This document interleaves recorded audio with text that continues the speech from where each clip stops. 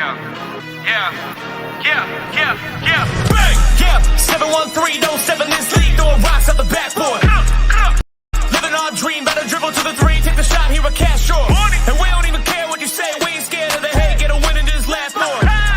Stand in the paint, better clear out the way, hit the court with the black force energy. Every single week on a killing spree, you kidding me? You talk about winning with the epitome, you better be talking with peace and we locking the key on them. Know that it's rocking with Ryan and Donte, the drip guy, we beyond the gossip, the topics we talk on a pop and we conquering the obstacles that we cross as a team. Shot from the seats, we the Rockets like Elon. It's the H-Town rundown.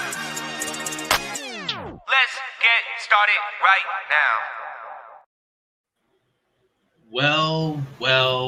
Welcome back, Houston Nation. We got a big panel here, as you see. I'm your host, Preston. You can follow me at _JAWG on X. This is H-Town Rundown, Houston Rockets basketball podcast. Follow us on X as well. AD, Donte, AK, and Chris are here with me today. Let's start with AD, man. What's good, man? What's good? We got some good news. Lovely day. It's the start of free agency. Houston Rockets. We got a lot to talk about. AD, where can we follow you, my brother? Right here at the H-Town Rundown. Yeah. See it right there. Right, it's on there.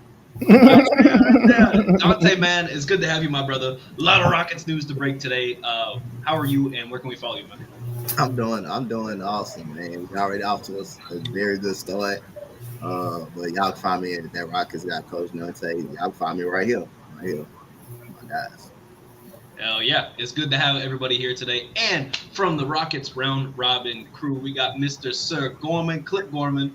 Thank you for joining us today. What's good, man? Hey, man, good things happening. Rockets basketball on the skyrocket, right? Looking good, feeling good, ready to talk some Rockets ball. It's been a while. Awesome, man. I love to hear it. Guys, is that better for my mic? Does that sound a little bit more clear? Yeah. He said, yeah. Speaking of the man, the myth, the legend himself, AK, my brother from Rockets Round Robin. What's good, man? What's happening, y'all? Y'all can find me on Twitter /X at AKinfinity_VVS. Also on YouTube at Rockets Propaganda Channel and the Rockets Round Robin channel. I am the leader of the Championship or Bust Brigade. The one and only leader of that. Theories will be tested. Hold on. Theories will be tested, and proof of concept is on the way. Let's get it. I can't wait to have a parade in Houston again. Yeah. Speaking of a parade, before we got a lot to talk about here, but we have like actual breaking news to kind of discuss here. AD, man, you wanna break the news for us? What just happened? Right now, breaking news. Houston Rockets. Every time it's free agency has started. So every time there's a major move, a Houston Rockets move, we will play that noise, so we will talk about it. But the Houston Rockets have signed free agent forward Dorian Finney-Smith to a 4-year, $53 million deal, reported by Shams Charania. How you say it? Charania? There we go.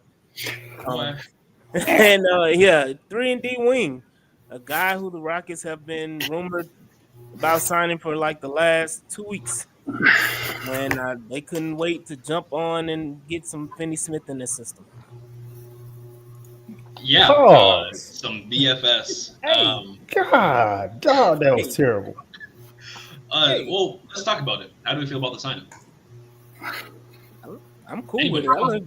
Everybody, look. I love it because they have a clear plan of what they want to do, and they're taking it into fruition. So I kind of like the move because, again, they talked about they wanted to replace Dillon Brooks, and he's a guy that fits the exact mold of replacing Dillon Brooks. Okay. And it's not a bad contract. I mean, 13 and a quarter. That's not bad. Money-wise, right? Especially compared to Dillon, who was making 20-ish, right? That's definitely something to consider as well. We're talking about DFS, rebounding, shooting. AK, man, what are your thoughts? Breaking news here. How do you like DFS? How do you like his fit to discuss, how do you like his fit next KD? That man is definitely a Udoka guy through and through, bro. He's going to make very little mistakes. He's going to play his role to a T. He's athletic, long wing who can fit that switch everything scheme on defense. And I feel like, yeah, as much as he a Dylan Brooks replacement, in theory, I guess, I think his fit is probably going to be a lot better because he going to play his role all the time and he ain't going to forget who he is. So, man, let's get it. Let's get it. This championship a buzz, man. Let's get it. Championship or bust. Okay. D. What do you think, man? What do you think, Donte? Man, I like this move, man. Oh, you talking about me or AP? Go ahead, Coach. Yeah, Go ahead, Coach. Like it's a good move. Excellent Dylan Brooks replacement. Someone that don't step out his comfort zone. Who doesn't worry about his offensive game unless he's shooting the ball, unless he's shooting the ball. And he's a great defender. He's a hell of a defender. He can block shots as well. You can also use him on switch on pretty much any guard. Like I say, in his shooting is improved. His shooting is very good improvement, and he's something that you would want on a team. Definitely Ime Udoka guy, somebody that doesn't do too much, and somebody that just fit the role in his offense, just play his game and just plays his role. That's a big difference between him and Dylan Brooks. He just plays his role and just does whatever he does to help the team win. That's what you want on the team. This is a good move.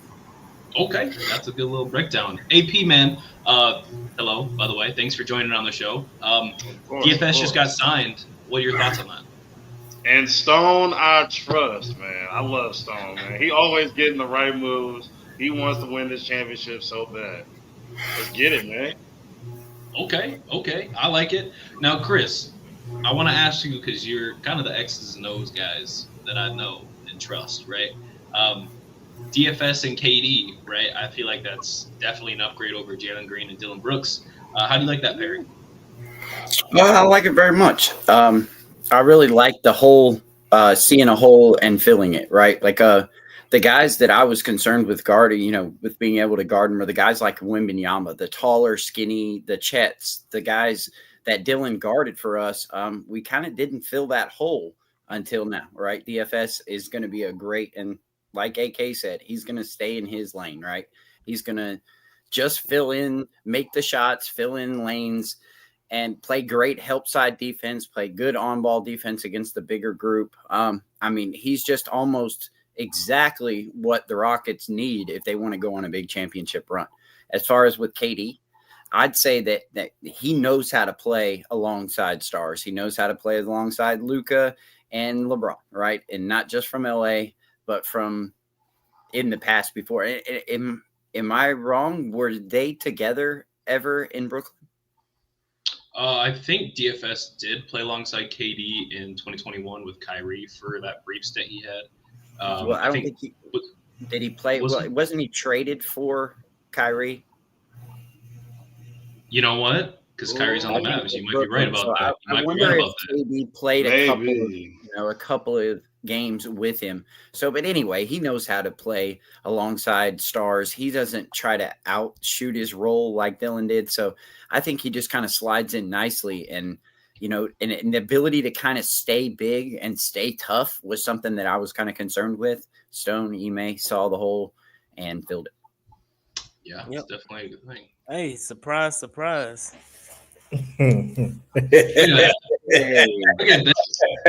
my goodness, bro. Evil Twin is here. What's going on, fellas? How y'all doing? What's going on, player? Well, good. Man? I'm happy to be here. I'm just here to contribute. That's all. What's going on, baby? What's happening with it, Pastor?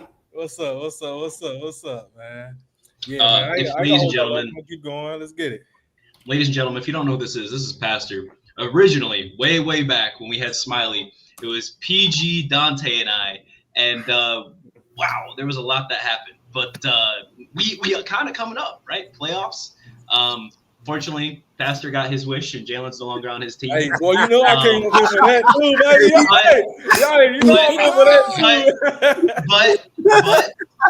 But we're going to talk about what's going on right now. Let's talk now, though. Yeah, we're going to talk DFS. DFS just got signed, and Kevin Durant is there next to him. What are your thoughts on that? Man, I'm excited. I'm not a I mean, I'm gonna use the word. I'm not a glazer for DFS, like I see a lot of people on Twitter doing right now, but I do think that it makes sense. It makes sense for what we're doing. I don't know, kind of like what idea, like what I don't know what we're trying to employ, or deploy out there as far as defense and schematically. Like I expect Jabari Smith to start, I expect Şengün to start, and I expect KD to start. And so when you talk about where DFS fits in, even rotationally, it's kind of weird to me. I think we kind of have some weird, kind of construction surrounding that guard spot. Unless we're going to go like just extremely big lineup, I don't know how, DFS breaks into that starting role. But bro, like bro said, like I do think he's a good fit. I think he knows how to play with other stars or play with stars. I'm sorry.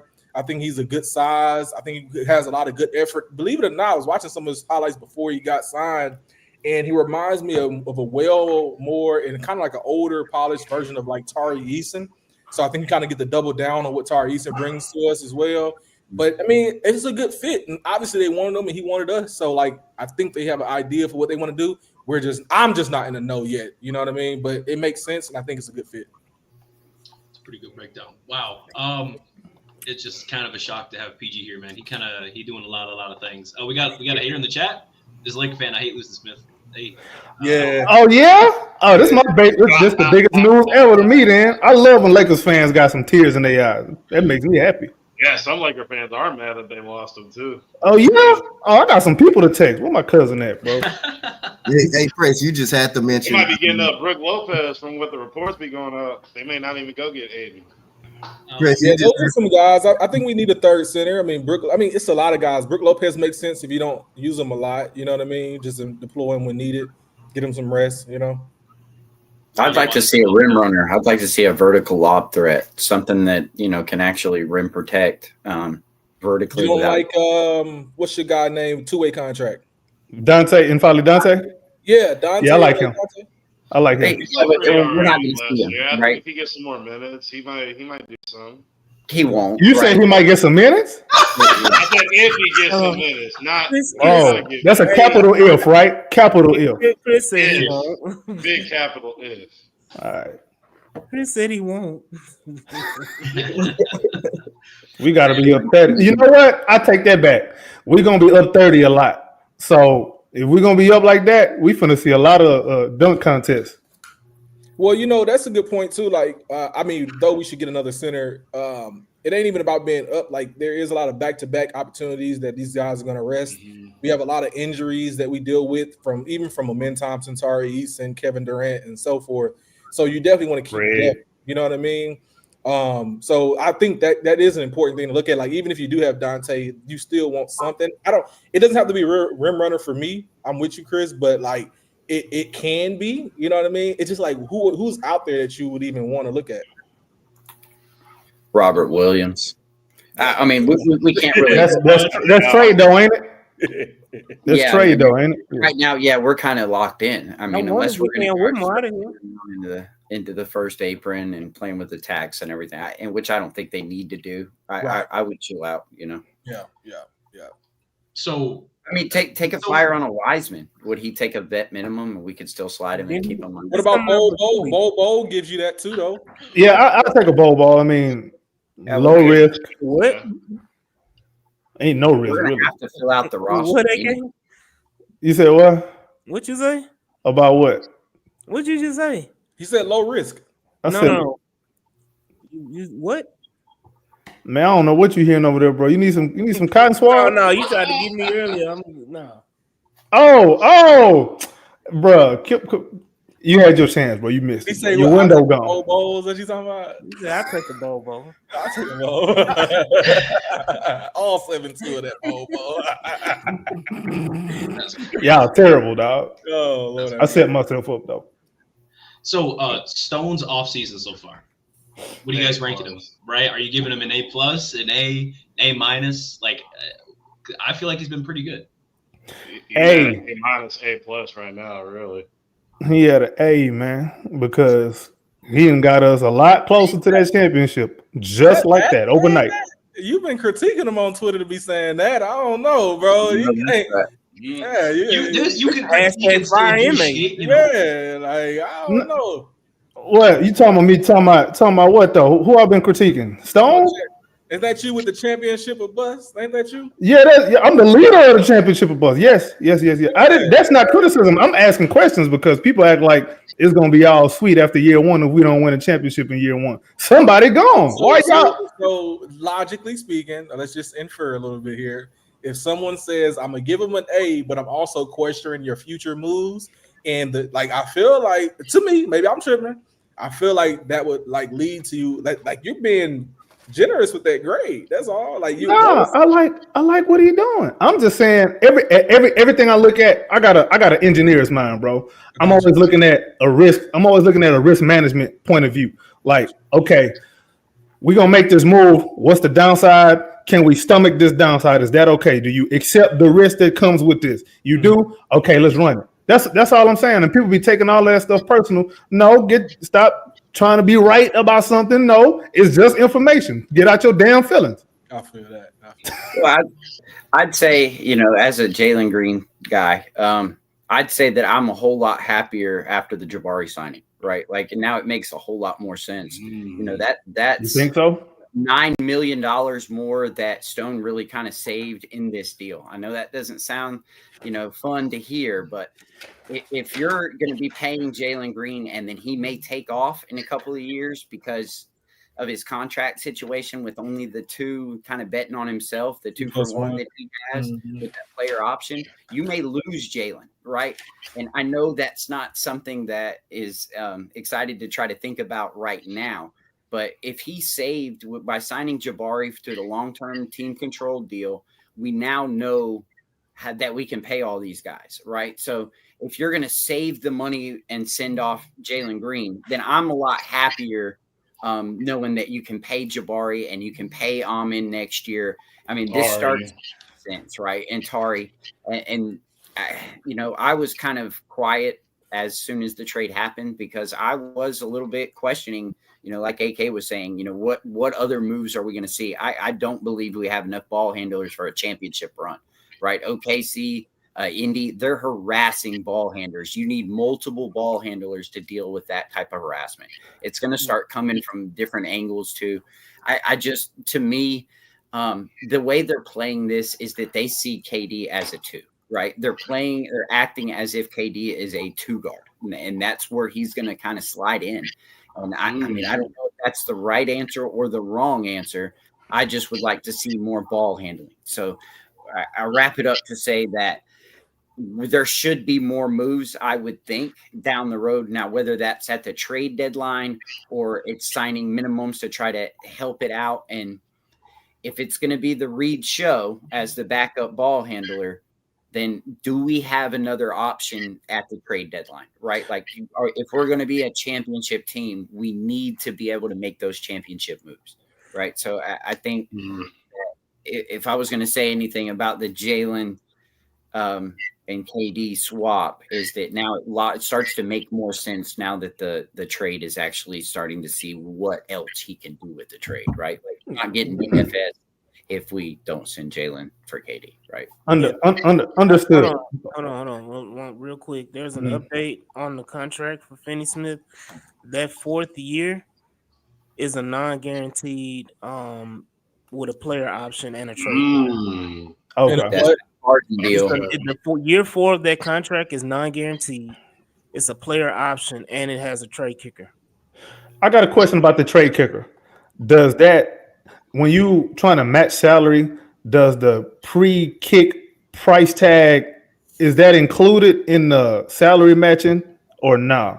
Or that only goes through? It's not? Okay, I feel all right, because it kind of threw me off. But to your point right quick, Chris, to your point, you said we need another ball handler, right? Even though I agree in theory, I understand. I agree in theory. However, one guy apparently was taking reps from everybody else and holding everybody back. So we're going to find out if that's true or not. If we really needed another ball handler, we're going to find out if that's true or not. Because one guy ain't going to be there to hold everybody back, taking everybody's reps. That's what they said. So we're going to find that out. That theory will be tested and proof of concept is on the way. You're going to hear me keep saying that.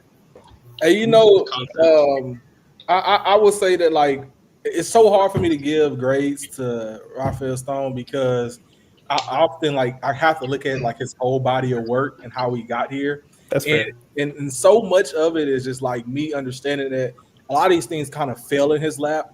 Even the KD situation, I'm still on the side of like he may want KD, not Rafael, right? And then I think a lot of these kind of concepts around that too, like how we're building out the rest of the roster. And my point was that I stand by the fact that I don't think Rafael's a good GM. That's just like me. We can get that to that another time. But the way that it's coming to be, this may be his best offseason as far as willing and dealing when it matters. And like what Chris said, how we dealt with the really the Jalen contract, though it had the play option, I would kind of give it a B plus grade, dealing with the issue of like who we were, how much money we saved, who he is as a player, and so forth, right? And giving that chance for him to show like, hey, you could be that guy, we believe in you, right? But being able to get off that contract that led to a KD trade, right? That's important to kind of clap it up for him, you know what I'm saying? And then backdoor and adding Dorian Finney-Smith, which I mean, I feel like there may have been other players out there via trade market, but you're still able to get them on a quality $13 million a year deal. I feel like that's you can kudos to that. And then extending players, so keeping the continuity alive. I think you got to clap it up for that. So if I'm only looking at this offseason in the vacuum and giving them a grade, I'm gonna give them a B, probably B plus. But a lot of that is I'm spiteful though in giving it because I know how bad he willed and dealed over the last few years. But I will give it a good B plus, solid B plus, because I think he did right this offseason and ended up doing some good things. Well, you got to We give him saved credit. money on the Fred contract too. Yeah, you got to give him credit for that. Also. Yeah, but the Fred contract. See, y'all don't want to talk about the Fred contract because nobody was paying Fred 25, bro. So if y'all want to talk about, we can, but I mean that's why the B plus is there. Who was giving him 20? Yeah. Nobody. You know what I'm saying? Hey, you know who his agent is, right? I could see it, but you know who his agent is, right? So you better behave. I mean, that don't bother me. This is big business. So if you're a GM, ain't no agent telling me how I should run my business.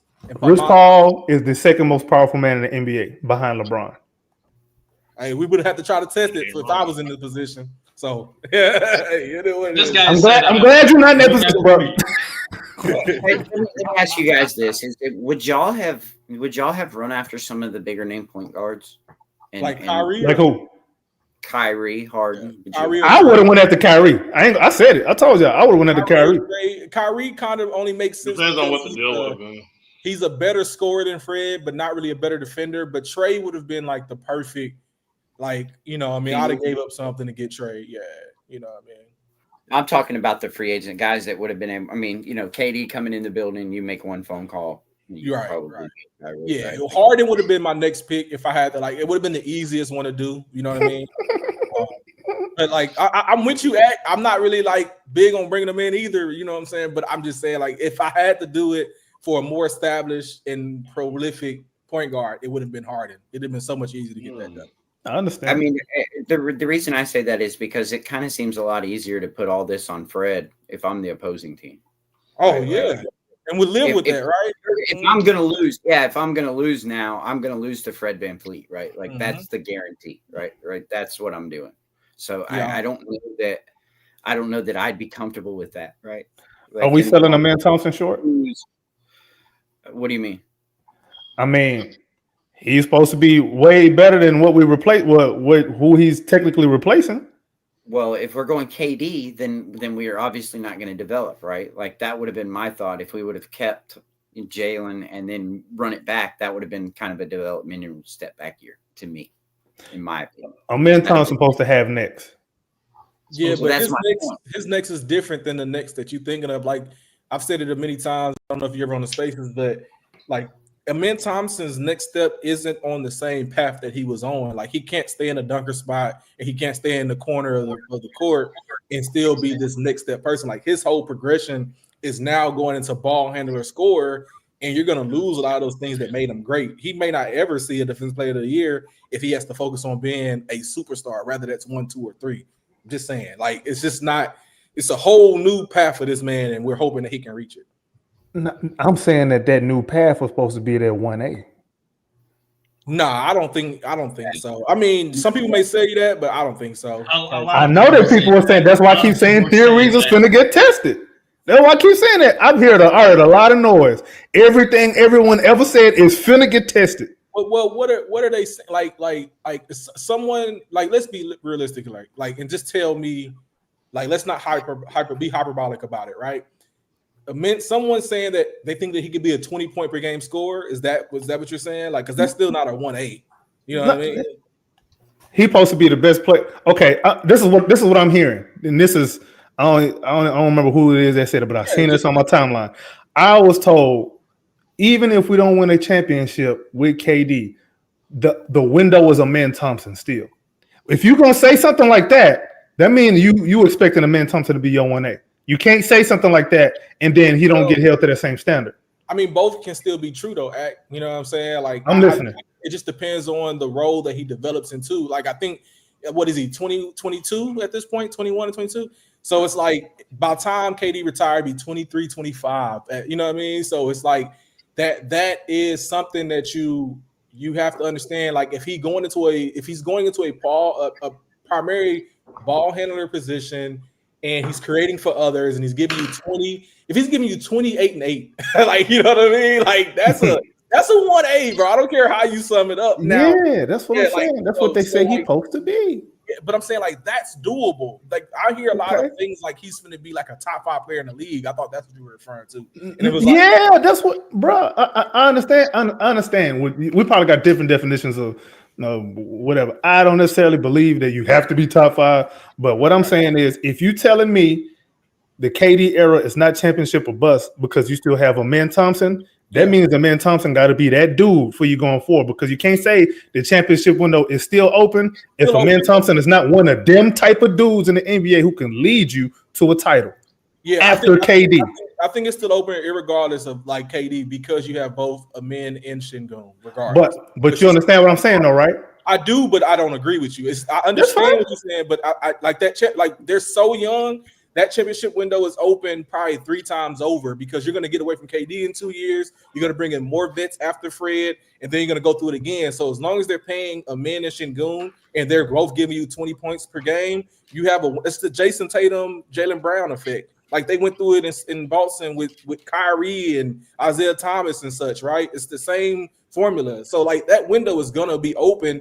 Really, as long as you got Ime, you know what I mean? So, like, yeah, it's really there. So it's all about that roster construction. As long as we got these young players and they're developing, that window is going to be there, bro.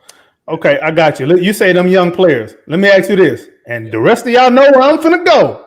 After year 1, if we don't win a title, which one of them young pieces are still around? And which one of them is gone? All of them still going to be around, right? I'm talking right now. We got Cam, Reed, Amen, Şengün, Jabari, and I'm forgetting somebody. Who's number 6? And Tari. And Tari. Out of them 6 guys, if we go into 26, and if we in June in 26 and we don't finish June with a championship, do you expect all 6 of them guys to still be here? It hyper depends on their performance, bro. It hyper depends on their performance, bro. See, this is where we start to get into the nitty gritty, because it can depend on their performance all they want, but then you got to think about it. We just re-up Bari. We don't know how much Tari gonna get, and then Amen Thompson is going to be due for max. If he really that dude like that, he's going to be due for a real max. So it's like, what if we lose in like Game 7 of the Western Conference Finals? You say what? Chris? What if we lose in the Western Conference Finals? Like, let's say we make it all the way to the end and we just lose to, a great Luka performance or something like that, right? Like something all time, right? So that would be, if you're able to just run it back with the same group. But do you think Ime is going to be satisfied with that? Think about it. We got them 6 young dudes, right? And then we got them 2 Phoenix draft picks. Are we finna run it back with all of that still in the chamber and just be like, you know what? Let's just run it back. KD, you a year older. We just gonna run that back. You think that's really gonna happen? Well, yeah, but you're just expecting the money to be okay, right? Like Ime can't go be asking for exactly. That's the point. Something got to give. Yeah, so but you can't give a bunch of young guys and just start adding a giant contract on the board. Does that make sense? So, Like everything we have right now is all young, not In paid development, players, yeah. except for Alperen Şengün and what's gonna be Amin Thompson. Those contracts are already becoming team friendly with the Bari, the Şengüns, and the sets like that. Like you're gonna, if you can just fit pieces around that, like they're trying to do with the Dorian Finney-Smiths and the whoever else they add to this, then you can just do it again, right? Like there's no reason why you would need to change the main flip and pieces reset rather completely. than just change up a couple of little ancillaries, right? You think Ime Udoka just gonna be all right with that? I do think so, but I want you. I want to be clear. I want to be clear though, like the gray areas are Reed Shepherd and Cam Whitmore, right? I think you kind of know what you get out of Jabari, Tari, Şengün, and what to expect from a man. So if you're gonna say like the things that will likely shift is like the expectations on Reed. If Reed gets better, then we'll start talking about maybe Tari is disposable or Jabari is disposable. You know what I mean? But then you think like Cam Whitmore might not even make it through this year. But like if these guys are finding success, like Tari, Jabari, and Amin are all fundamental players on any team that are winning teams. Like they fit more archetypes of winning teams. So if you're building and rebuilding a new winning team and you're trying to put pieces together, these are 3 of those 4 guys that fit that notion over and over and over. No matter if you got a KD or a Harden or a fucking Quentin Grimes, you're gonna want these guys on your team. You know what I mean? Now, Şengün, we can talk about that, but that's just depending on if we want to trade up and get something better than Şengün. But yeah, like all 6 is unlikely. We may draft a better player, but That's my 4 point. of those 6. Yeah, but that's been my point the whole time. Everybody not gonna stick around for the whole ride. That's been my point the whole time. Like people act like I'm saying, I don't know what people think I'm saying. I've been saying that same thing. I said I'm not saying that they all going at once, and maybe that's what people are hearing. That's not what I'm saying. I'm saying something got to give and someone got to go. If we win a title next year, first of all, if we win a title next year, it's because one of them young dudes, at least one of them young dudes, took a major step, first of all. Mm-hmm. And even in that case, even if we win, one of them still might be gone. I'm pissed right now. Breaking news, Denver Nuggets traded Michael Porter Jr. and an unprotected 2032 first to Brooklyn for Cam Johnson. That's a horrible trade. That's a good move for them. That's a horrible trade, bro. For who? That's good for Brook. That's good for the Nuggets. For the Nuggets, the first in Michael Porter. Nah, but Cam Johnson feel what they're gonna do a whole lot better because I like Michael Porter Jr., but he got some of that I'm that dude in him, and he be taking some. That's the Cat Minnesota deal. Season, man, that's the best. What'd you say? That's the Cat Minnesota deal, right? That's the very same Cat Minnesota, New York. Same. They're trying to reset because they're so locked down. They have nothing to do. Nobody. They don't have any value contracts on their roster except for what Braun. Oh. So you have to, if you want to be able, they can't even bring in free agents right now. This resets it to allow them to try to put in new pieces. So that's a cap situation, huh? Yeah. Huh. Yeah. So the cap is forcing people to blow up, huh? Not blow up, but they're forcing people to make uncomfortable moves, huh? Well, Memphis is about to do something. They're about to buy out Cole Anthony too. All right. Hey, listen, let me tell you something. I know he don't play a lot of defense, but he can get a bucket. I would go after him. Cole?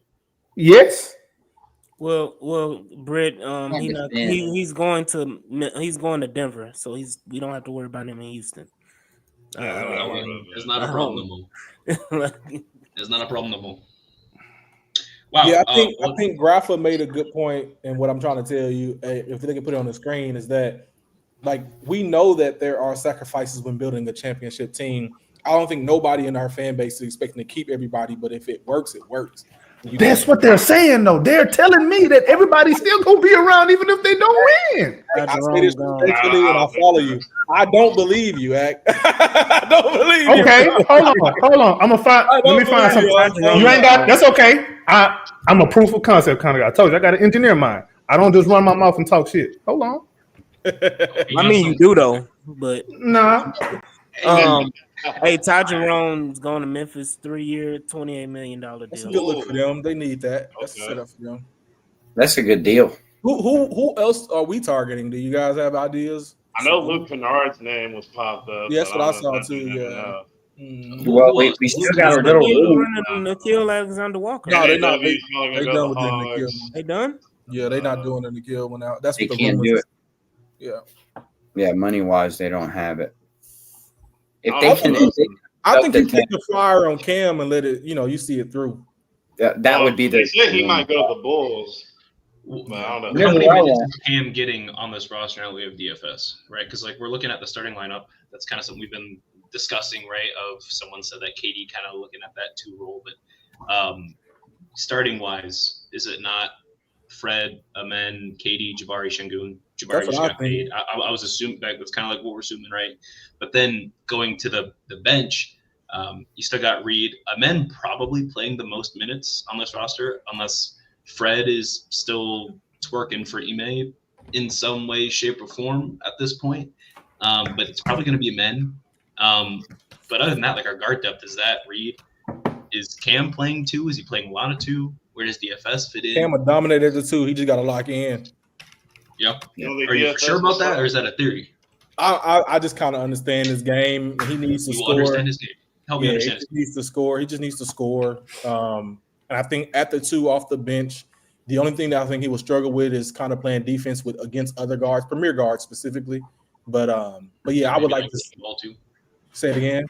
like team ball too. I mean, that comes with maturity. I think a lot of the let me just preface this because I'm hearing you rebuttal. Like a lot of the issues with Cam are the fact that he is the youngest player on his team. Always keep that in mind when we discuss Cam Whitmore. He is the most immature and the youngest, and I think that there is a level of ego around him. But this thing about that he can't do something is like you haven't even gotten to developing him properly, and we had. You know just what I ask mean? the question. Just Yeah. put No, that Say it again. it's you. I'm just saying that it is a lot of like Cam can play the 2. He needs to work regardless, and a lot of players do, but Cam needs to work. Pass that collection plate, Pastor. Say it one more time. Pass that collection plate. Because you preaching. Collection plate, get out of Yep.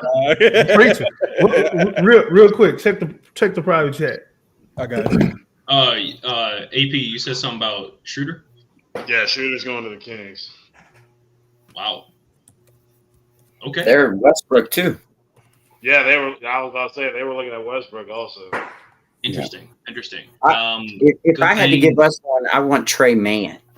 That's a good Yes. look too. That's Yes. I want good. to see what Yeah. Man is. Yeah. How much But- you think he gets though? You don't think the market may be high for him? I thought he would be out of range. He only played 13 games last year with a bad back. I don't think so. And they're all, Not He's a Terrence, man. restricted Trey free Man, agent. right? For Charlotte, correct? He's Trey Man, yeah, from Charlotte. That wasn't his option that Backup he point got guard. declined like $7 million. Yep. So I would $7 think he million. would at least go for that. What's our ML? What's the base MLE, right? Because we use some of it for 14.1 it's 14.1, so we got less extra than mil. Yeah. Interesting. There is still the possibility of Jock, right, getting booted. Oh yeah, because he has till July. 6th, we pay right? Trey Man 8, with that, and that's the contract right there. If his option was 7, we pay him 8, 9.25 or whatever we have left over. That is. Man, possible. I wouldn't give him more than $4 million. I'd tell him this. I'm not saying I would.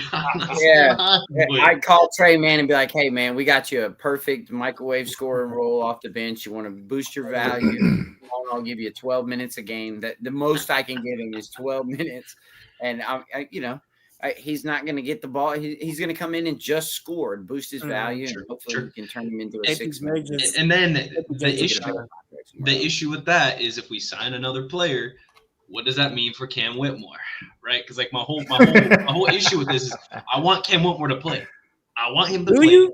I know what I want him to play, and I want him to exceed. I want him to do well, and with like PG saying, like I agree. I think he can be good. He's only 20 years old, turning 21. He's got a lot of talent. I want him to use that and make our team better. But if we sign in another guard, then where is Cam playing? Cam last year. Cam only played 51 games and played 16 minutes in those games. He averaged less than 9 points, which was less than what he averaged his rookie year. He averaged 12 his rookie year. This year he averaged about under 10. So what does that mean for Cam if we sign in another player on top of DFS already? Well, how many players do we have on our roster? Would be a good question for that. So what if are you just going to say you're going to go in with 13? I mean, my issue sign that two-way on the 15, and you're going to want to add another player, right? Regardless of what it is, you're still going to have to fill out your roster. Oh, we got to have 15, but Ime only goes like 9 people deep, 10 people deep, maybe. It depends on performance. Yeah, sure. It is definitely performance, right? But I don't want Cam Whitmore to be a break glass guy. I don't want him to play when we blow. Oh, no, other way around. He will lose minutes if he's not performing.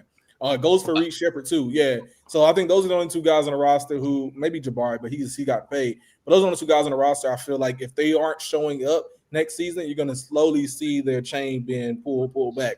So I think it's good to bring in quality depth, but I think these are also why they're bringing in conversations around like Holiday back, right? Because Holiday can take a bench role but still come up off and give you something. But I agree. We need something else, and I think man is a good look. There are plenty of others though, right? But I just think you want to get Cam out there. I'm just not banking on Cam being out there, and like you hope that he can contribute from the guard spot. It's just not promised. Mm-hmm. Yeah, I would rather bet on hope and progression, honestly, at this point. I'm still intrigued by Cole Anthony. Yeah. I'm like he's a loser, bro. I don't know why y'all want him. If he's losing games in 12 minutes, then he don't need to be in the league. But he wants more money than I think we can offer him. And he's worth more money though as an offensive scorer. But who gonna sign him? I mean, okay, does he want to win? That's what I'm saying. If you take a one-off year and you perform in that 1 year, you'll get what you want on the back end. You like to play in hypotheticals for that, right? I hear you, but everything hypothetical until it play out. True, some degree, but like KD's a walking bucket. I don't have to put no hypotheticals on that. But being healthy is hypothetical. He was healthy most of the time until he wasn't. That's cool. But one thing that ain't a hypothetical is he gets a year older every year. Sure. But my point being is that I don't. Some guys I don't even think fit this identity, and Cole is one of those guys. So, and then like Trey is young enough to where you can kind of get your hands on him. But I mean, like I'm not put. I'm with Preston about it. I'm not pushed to get something. Like I want a guard, as like a safety net. But shit, maybe take and play guard. LOL. Maybe. As much as we saying all this, that's why I'm saying a lot of this is riding on the Man Thompson's progression. If he progress, they say, if he progress the way that a lot of us expect, I expect progression. If he really progressed, I think we in good shape, and all of this is just a moot point. Mm-hmm. Bruce Brown just signed a 1 year with the Nuggets. Damn, man. I like he went right back to the Nuggets. He went back to the comfort zone. Yeah. I don't blame him. That's good. That's good for him and them. That's good. Yeah. If he can stay healthy.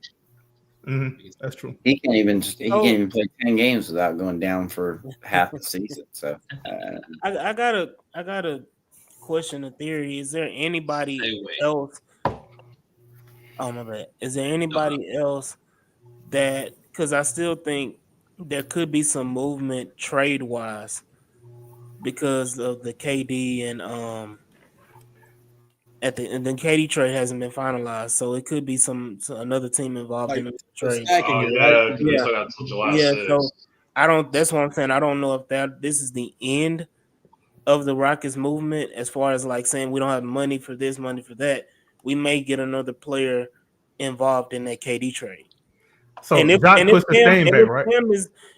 is moved to the 9th, then he would be involved in that trade. But then what would you bring back? What do we need? What is the biggest need? And do we need like somebody to play immediately, or do we need some other assets to put in the bank? If I'm trading Cam, he has to contribute now. That's not even a question. Okay, so because we in win now mode, right?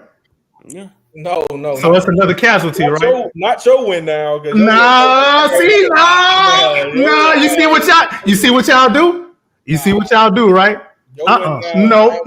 Ain't no escape. Hey, Kevin Looney going to the Pelicans. Good. He ain't with the Warriors no more. Yes. Jesus Christ, I I'm got gonna tell sick of y'all, that. y'all might not want to hear this, but I'm the listening. Pelicans gonna give us problems next year, dog, and they already do at times. So I don't know we should be celebrating Kevin Looney. They're gonna give us problems eating He's with not in that Golden State. Ben That's all I care about. Golden State got worse. That's all I care about at the end of the day.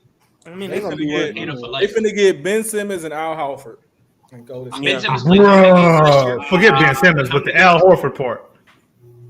Nah. Yeah. I mean, They got to replace him. If they get Al Horford, that's a Wow. win for them. Yep, it is. And they got Jimmy Butler still too. Yeah, it's gonna be wild. it'll be interesting. AK, if I We was got going to KD. jump on your championship or bust deal, I would argue, and I would allowed to because I've been arguing this since the day we drafted, is that I would trade Reed Shepherd for an upgrade Yep, at a back guard spot. yep. And, I can see and that. that's just me. He makes $12 million. He's good, highly paid, right? So you could add that. You could get a good lead guard with the Reed Shepherd deal, especially while his value is high. If he continues to play like he's playing now, that value is going to continue to plummet. And All I if know that's is my bad. the issue, if that becomes the issue, that we put a lot of faith in a Reed Shepherd, who everybody wants to yell third overall pick, yet he might not have been in the lottery at this draft, right? So it was just a bad draft. So jumping on the third overall pick and talking about Reed Shepherd being a possible number one overall pick, it just didn't really track with me from day one. So Sure. That would be, to me, would be the one that if you were going to make the trade, I would understand at least. There isn't even well, respectfully, I don't even see a path to him being a good starter. You know what I mean? Like he's gonna struggle with height and size for this whole career. The shooting has to be there at a 40% clip. It has to be there. And so besides his defensive effort, I think there are some moments you see that, and I say effort, not actual execution, defensive effort. And then those passes he make, I think he got good court vision. He still struggles like to make it happen as a point guard, and he's not really a point guard. So yeah, I just think that I struggle with the belief in like projection of that guy on this roster. Well, like if I could see him be as tough as like a TJ McConnell, right? Like he just doesn't seem like he's got that grit, and it will get down. And when the playoffs come, he just knocks off every. And right now, TJ is his best case scenario. Right, and I just don't see the grit for that. Like I know that me and Will had it about that, and he was saying TJ McConnell right now. I don't think he's strong enough, tough enough, and willing enough to be TJ McConnell. Hey, Chris, I won't take you back to Summer League. I don't mean to cut you off, Ak, if that was you. My bad. No, I'm good. There was a point in Summer League against the Timberwolves. I always bring this up. People hear me say this all the time. And I believe Deshaun Nix and a couple other up-and-coming Wolves players, they were hounding him at the point of attack. And there was a point in time where he finally got a shot off. It went in. It was a very acrobatic off the glass layup. He's kind of falling out of bounds, right? And you saw him fuck. You know what I mean? And I was like, if that guy exists and that extrapolates, then we may have a little bit of something. But even if that grit and that I guess hard ass is there, it's still limitations. So he's gonna have to bring it every single night. And that may be year 5 when he finally figures out how to be a grown man on the court. You know what I mean? So I'm with you thoroughly. I think he can be good. As far as an NBA player, I don't think he can be I'm not guaranteeing it. Let me just say it that way. So regardless, that's another casualty, another potential casualty. Well, I just don't like the other option. I just like if we're talking about a point guard, Amen Thompson, or a point guard, Reed Shepherd. It's really all of a sudden we have guard issues. It doesn't track with me. The advantages that you get from being able to put Amen at the point are insane, right? Even with shooting limitations, I agree. Mm-hmm. Yes, and that's a huge deal. I know that we discussed this earlier. I was saying that some of our best offense this year could be an Amen, DFS, KD, Bari, Tari. Just play finishers, right? And spread them out and put them with Amen. That sounds like a more tracking offense than a pick and roll with Reed Shepherd and Alperen Sengun. And what does pick and roll do for you in the playoffs if you don't have an AD? Exactly. And it's the ability for me to get shot. So And we're the limitation of a small point guard that we obviously see what struggles that puts on Fred and what that limitation puts on our teams. I mean, we don't see lobs, we don't see those kind of things, and that's a direct result of Fred VanVleet. We don't see him getting to the rim. That's a direct result of Fred VanVleet being small, right? So my question is this: who's holding all of these guys back? No, I didn't say anybody's really holding them back. No, I'm not. That you see where we're going? No, believe it or not, it's every player individually. Like it ain't nobody holding them back. That's like, not the narratives that was being put out. I don't want to talk narratives. I just want to talk ball. Like Jabari has to be a quality 3-point shooter when he gets these open threes, right? Şengün has to finish at the rim and get his floater and take the open threes that they dare him to take and hit them. You know what I'm saying? Tari has to not be a goofball, and I never want to see a mid-range shot from Tari. Reed Shepherd has to be a quality NBA player.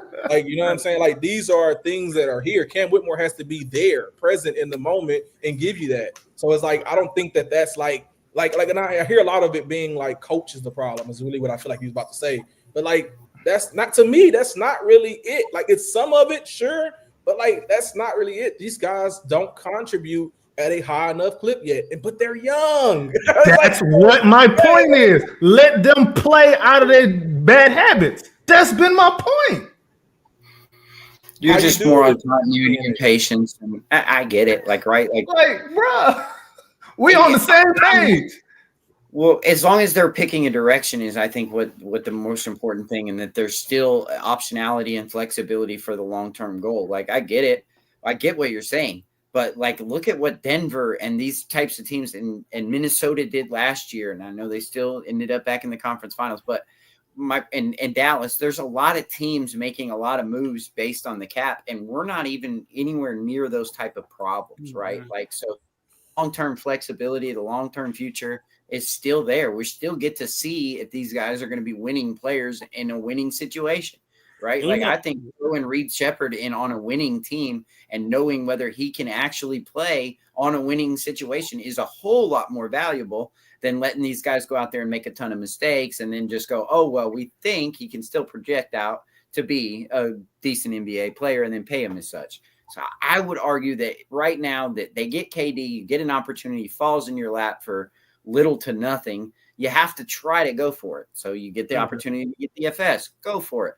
That doesn't mean that we can't shop DFS for a couple of second and add a couple second round picks and send them back to New York, or send them to Brooklyn, right? So I still think there's optionality and viability. I get where you're coming from, AK, but I think that there's still a lot more flexibility that people just don't pay attention to. Hey, before you go, let me add the money thing that I think you don't really you struggle with keeping in mind is that the Fred contract and the KD contracts, they dissipate over time. So as these guys come into more money, like the Reed Shepherds, Cam Whitmore, Tari Eason, which those guys are going to get paid. Well, one of those guys is going to get paid up front this year. But like Fred and them are supposed to weed out and leave, right? Like Dorian is at some point is going to be tradable. KD is at some point is going to retire. So that money goes off the books. We're going to have money to continue to expand and move around. Like that's not like we're not locked in as much as you think we are, bro. Right, and that's why did KD come here? The cap moves up every year as well, so you have that part. So like, just like him telling he came here to retire. Like you look at Jabari's contract, that $24 million. By the time you get to year 5, it's gonna be one of the cheapest, most valuable tradable contracts. If you want, it's going to be a couple $1 million over the league vet minimum. Yeah. Over the MLE. The MLE is going to be like $20 million at that time. So Barry's contract this year will be 2 years. I hear all of that. But what y'all is forgetting is KD didn't come here to find a new barber. A barber. He didn't come here for that. He came here to increase his rank on the GOAT list. But when he was asked very first about this, he said it. Hey, there's still a lot that still has to be figured out whether or not we're going to be a championship. I mean, that was one of the first things out of his mouth. That he was coming to Houston. I'm gonna say this, AK. KD, if you know KD personality, he don't give a damn. He really don't give a damn about. Or he's at his own pace. Like, Yeah, for like- sure. Yeah, no He question. don't really He cares, care bro. about He what said he on other tour. people I think, don't know. or what other people rank him. Like that doesn't matter to him. He's literally about ball. Like he knows he's one of the greatest of all time already. Period.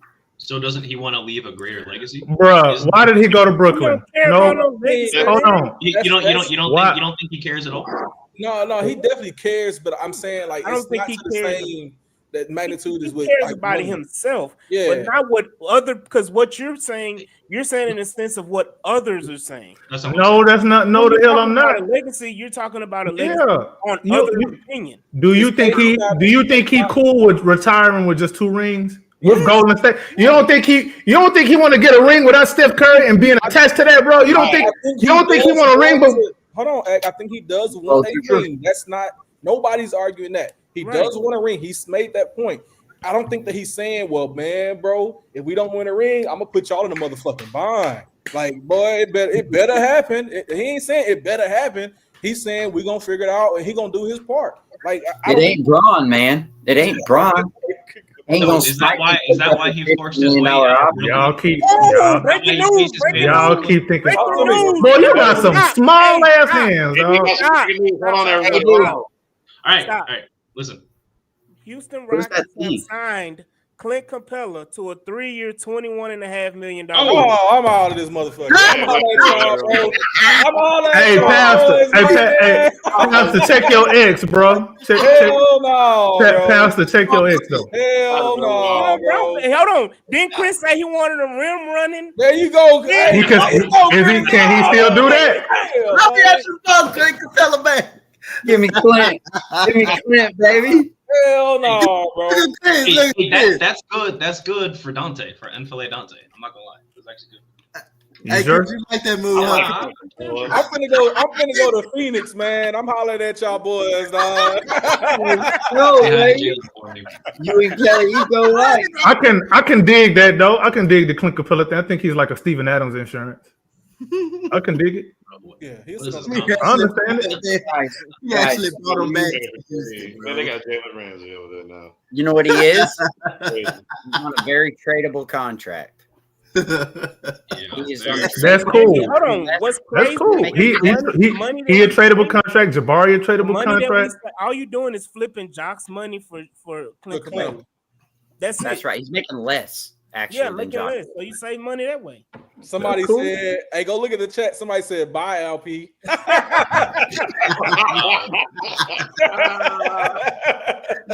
Whoever said that better sleep with a helmet.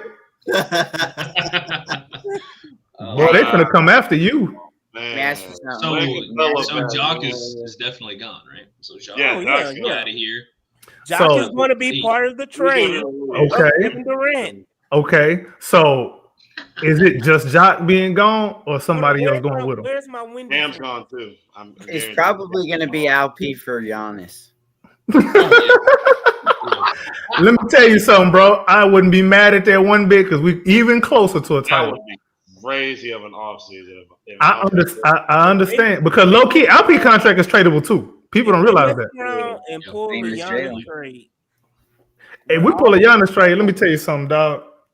I'm gonna be a very, very insufferable human being all over the place. You think my wife ain't gonna be the only person yelling at me all over the place? AK, Dog. you already there, so I can't even. It ain't- Let me tell you something, dog. This is very mild. I'm holding back a whole lot because we on the interwebs. I'm holding back a lot. I am a very insufferable human being. You think Stephen A. Smith bad? All right. Oh, they actually brought back. That's at 14 roster spots. 14 roster I would spots. love Lonzo Ball, man. I will So, say. so Lonzo got where did he go to? He got traded to. He got traded to Cleveland. Cleveland, right? So that was the guy that was number one on my. Y'all know that though, right? He was number one on my list. Sure. So let me say this. It's really crazy now. The Rockets are going to be one of the deepest teams in the NBA. We already were though, AD. I know, but I'm saying like we like 1-2, like right there, and then Karis LeVert. Oh, he went to Pistons. Okay. Interesting. I mean, Well, yeah, that's I mean, Malik that was- Beasley situation though, so that's Yeah. probably why. So it looks like we do have a clear idea of how Ime want to play. He wants long, rangy players on the court as much as he can get them on the court. That's what it looked like to me, bro. And I'm down with it because, I mean, imagine how disruptive defensively we can be with Ime's scheme with those kind of players, bro. Oh, you ain't gotta imagine. Yeah. We was doing it with Jalen Green and Alperen Sengun being on the court at the same time. Imagine you got upgraded defenders with more size at the same time, bro. Like, come on, like it's gonna be fun. Definitely better than Jock. I think you. Oh yeah,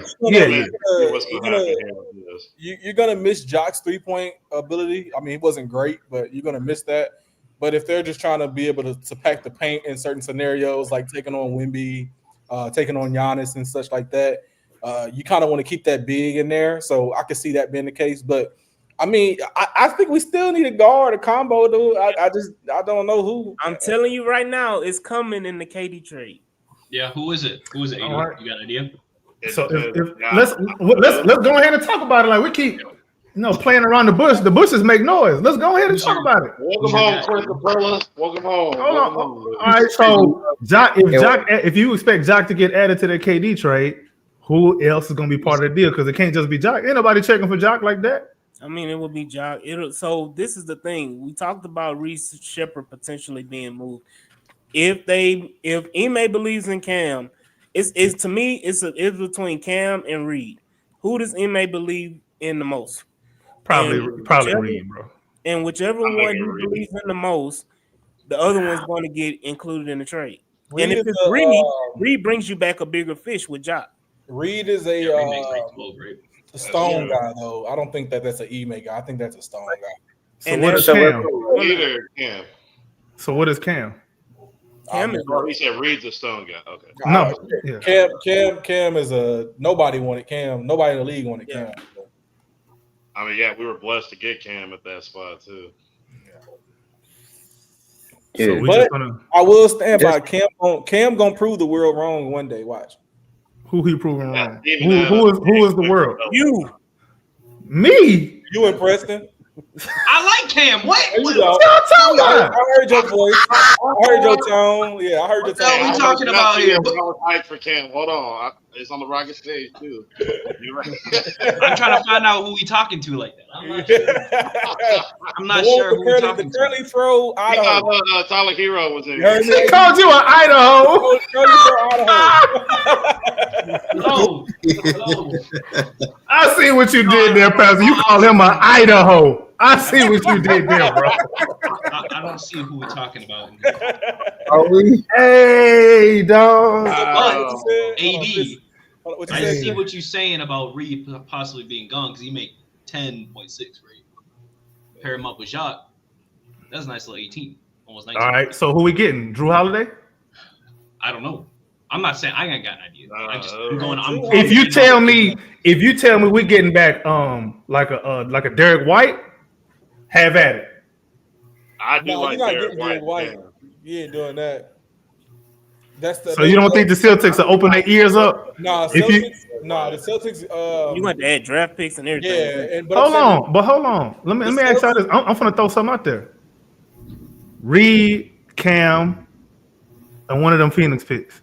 You don't think they bite on that? You're gonna need more than one. You want to give up both Phoenix and another swap. They said they wanted a Mikal Bridges deal with them, right? They can say what they want. They can say that all they want. That don't mean that's what they're gonna get. Yeah, but why would they trade Derek White? They got under the tax. They got where they needed to be. And they signed. And they can get even further on the tax and have some young guys to come and play back with Aren't they talking about trading Simons too? No, Cornette's gone. Cornette went to San Antonio. No, it was another center they already picked up, right? On their team. I don't know if they did pick up somebody else. Shout out. No. Porzingis got traded. That's right. Porzingis got traded.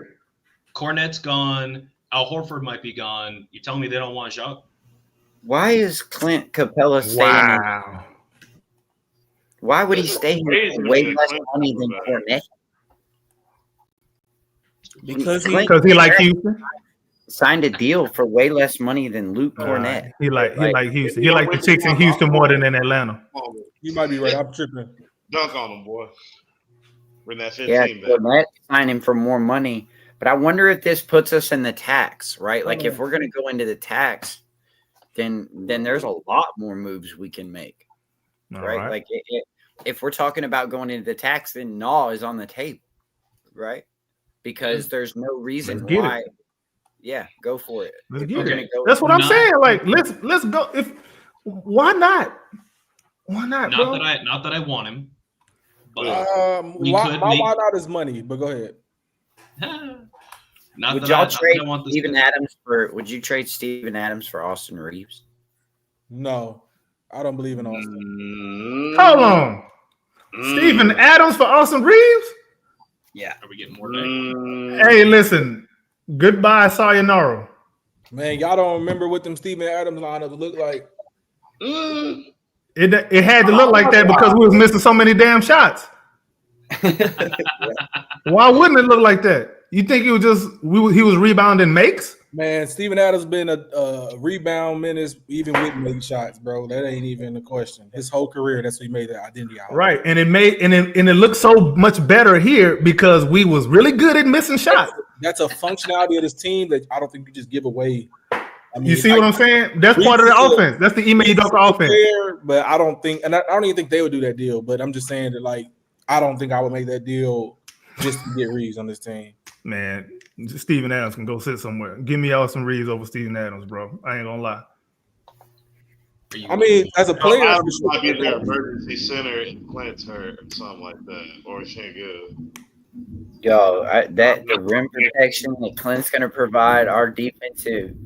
Clint's not the same. He's not the same as he used to be. He's not the same as he used to be. He's not motivated. He's motivated. But now we can insulate him in his own defense. Man, he can just pretty much stand there like a tree. Man, I got you. Adams was blocking shots for us in that. Yeah, that's true. That's true. Hey, man. Funnel. They're going to be able to funnel everything too. I'm good with it. Like I know that Ime Udoka wanted a shot blocker, and he's got one now. So it's gonna be really fun, man. We're gonna be fun to. Well, in theory, we should be fun to watch. Let me say this because you got to realize too, Steven Adams is probably going to play 50, 60 games at the most. Maybe, yeah. You know how many did he play last season? Let me see. Like around that. He didn't play most of the season. Yeah, he didn't play that. I don't think he played 60. Yeah, so I mean, you got to think about it. They're going to rest Steven Adams a lot of games. And, I think so. Yeah. And then, that has to be something. I said it earlier too. They have to be selling that to players that sign here, right? It's like they're gonna be an extra 30 to 40 games that you're gonna get starting minutes in. You may not play a lot of games, but you will play the games we have available. Is Steven Adams going to play the same amount of games? Pastor, I'm going to cut you off. Continue. No, you good. You said we on the same topic. You good, bro? So, are we expecting Adams to play about 55 games a season or more? Yeah, I would say 50. Over under 55. Yeah, I would say over 50. He'll play 50. And barring injury, yeah, over 50. And I mean, and that's why you have to have three centers on this. And they're gonna probably even keep Donte on that two-way. So yeah, you gotta have three centers. And that just accounts for injury too.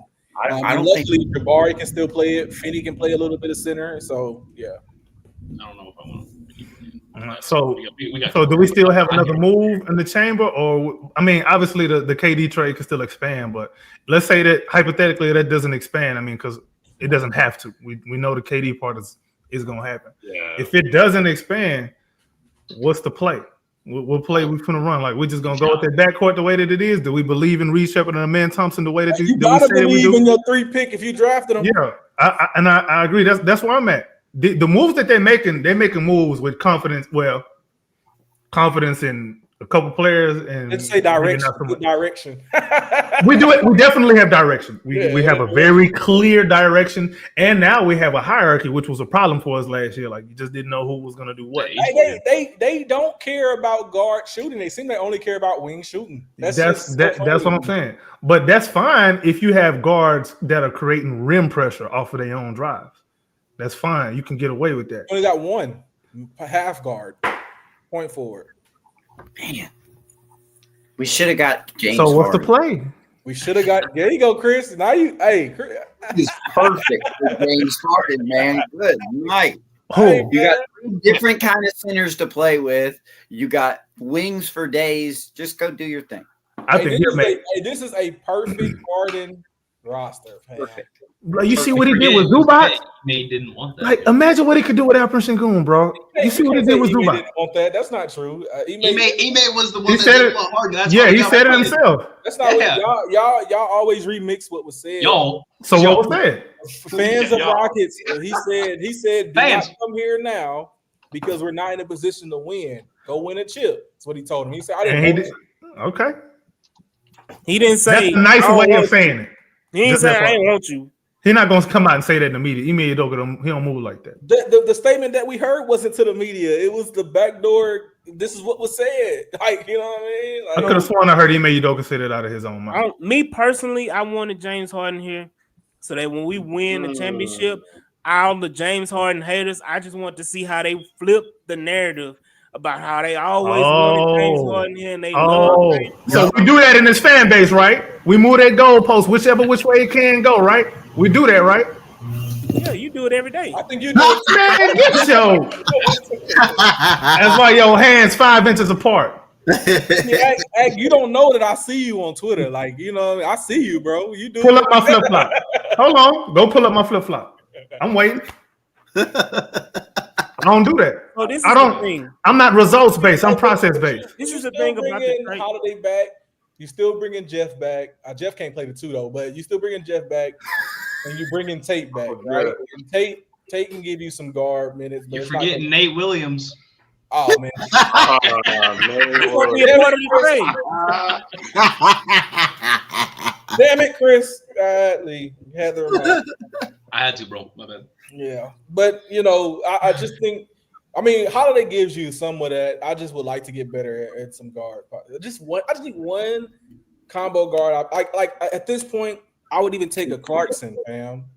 Like KPJ.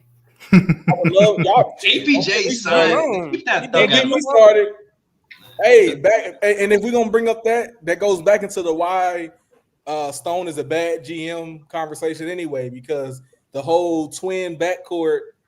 All that shit came to a fucking So anyway, And So it's what's the solution? growth having to play with the combo guard. that was Don't have to Chris. play You with are PG. speaking my fucking religion. Excuse my French. That is literally what I always say was like, we know when we should have went with John Wall and Jalen Green, we should have had them guys. Like, bro, we should have been building a successful veteran but developing team, but they didn't want to do that. Like our culture was shit when they got here, bro. And that's that Stone, bro. That Stone. And I watched Phoenix turn Jalen into a point guard. Oh, he's gonna be fine. I said this before. I said it on Space. He's gonna be fine. I think his career is gonna be somewhere between 20 to 22 for the rest of his career. But if he has this next jump, like I'm not gonna say I told you so because I wasn't a fan of him being here. But I will compliment his game. I saw it coming. It's just we didn't construct the good reality for him. I agree. Who else was saying that? I'm just asking. Who else said the same thing? He wants some credit for every boy.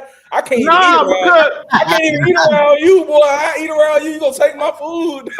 Nah, because see the problem is I consume basketball very different than a lot of other people, man. Everybody just look at what happened. They look at the results. I don't move like that. I'm like, what is the process? How can you do to fix the process? Because a lot of times the process is the problem. It ain't even the results. That's why you get inconsistent results when your process is inconsistent. You don't control the results. You control the process. When your process is all over the damn place, what the hell you expect the results to be? It can be any damn thing. So that's why I'm saying a lot of stuff that I'm saying. So like I've seen like when Jalen Green was having good games, right? He was operating a certain way. Ooh. And then when he's not, it kind of up and down. Like he's some of that is him too. Don't get me wrong. I'm not saying that he was perfect. Absolutely not. Hey, some of that is him too. Sidebar, I'm just reading the tea leaves. JT put out a tweet talking about Capella, and his B point was saying this Capella signing is a precursor to a major blockbuster deal involving Alperen Sengun, bro. I just read that. That's kind of JT. Who blockbuster with Sengun? You already know who it is. Who is JT? Gatlin. Oh, Jackson. Yeah, Gatlin. off season is something crazy every year. Boy. What was unique about that? This fan base, boy. AK, what was unique about it? It had a bunch of eyes on it. Oh man, dog. So Quinn may not stay. He may be part of the final. Once again, casualties of a championship or bust process. This is what he's talking about. Real quick. This post here. Oh, them eye emojis. I didn't lie to you. Hey guys, what was I told? Our round robin group chat. Hey, real quick. Yep. I was told that all these young guys are still going to be around, even if we win or not. That's what I was told. I don't know. What is our? I sent you. Hey, Pastor, did I send you? Did I send you the DM? Yeah, but I agree with the guy who you was arguing with, though. Of course you do.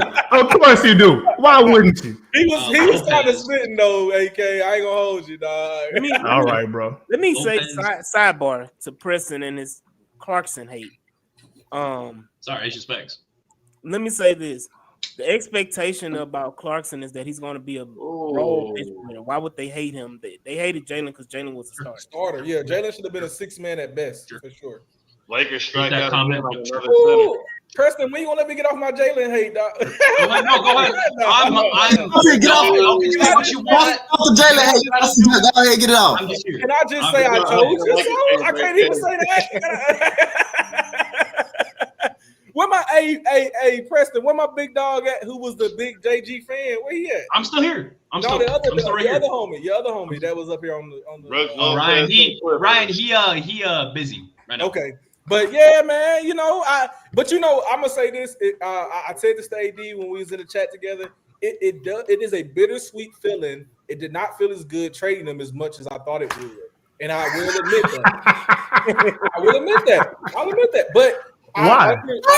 Because I understand a little bit of basketball, so I get that we didn't do things right by them. But I respect it.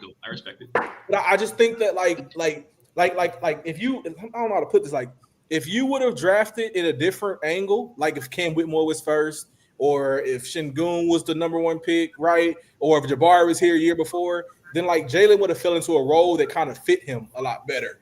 But because he was the first person we drafted, we had to put a lot of eggs into seeing his success pan out, and I mean, it just was never there, So I kept telling y'all this shit, My only question though is, can you honestly, with a straight face, tell yourself that they really, not that he didn't get the opportunities, but did he get the right opportunities? Because in what you're just saying, he got opportunities, but it wasn't the right ones. Yeah, because he wasn't in position.